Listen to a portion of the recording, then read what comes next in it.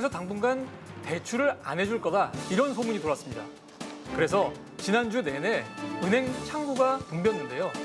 이 일이 시작된 거는 한 시중은행에서 대출을 중단하겠다라는 폭탄 선언을 했기 때문입니다. 다른 은행들도 대출을 계속 안 해주면 어떡하느냐 하는 그런 걱정 때문에 사람들이 은행 창구로 몰린 거죠. 정부가 황급히 나서서 나머지 은행은 대출을 계속할 거다라고 진정을 시켰지만요. 불안은 여전했습니다.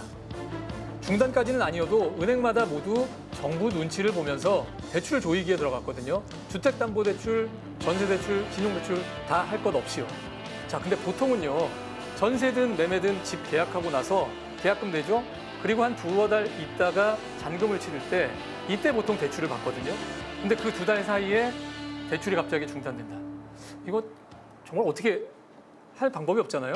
제 주변에서도 받을까 말까 했던 신용대출 서둘러서 좀 받아야겠다라고 은행 창구로 뛰어간 후배가 있었어요.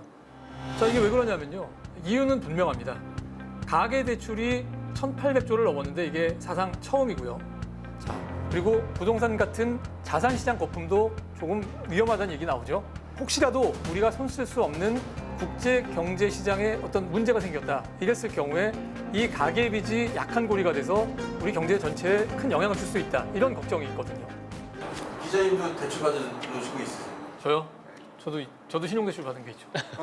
그 금리가 슬금슬금 올라서 벌써 지난 1년 사이에 한 1%포인트 벌써 올랐거든요.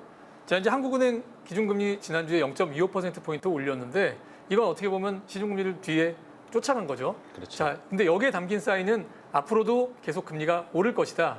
그러니까 대출 줄이면서 다이어트를 시작해라. 이런 강력한 신호를 보낸 거라고 할 수 있습니다.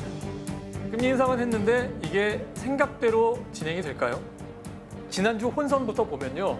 마이너스 대출 통장을 새로 만든 사람이 30% 정도 들었다고 합니다. 불과 일주일 사이에. 이거는 다이어트한 뒤에 오는 요요 현상하고 좀 비교할 수 있을 것 같습니다.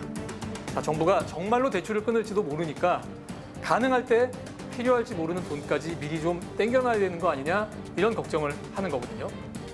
금리 인상이라는 게요. 이 사람, 이 분야 콕 집어서 영향을 줄 수 있는 게 아니거든요.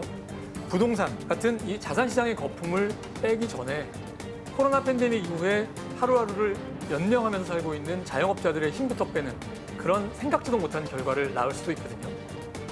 금융시장에 있는 거품을 빼는 일이 사실 말은 쉬운데 실제로 그렇게 쉽지가 않거든요. 거품 거칠게 다루면 안 됩니다. 이거 빵하고 터질 수 있습니다.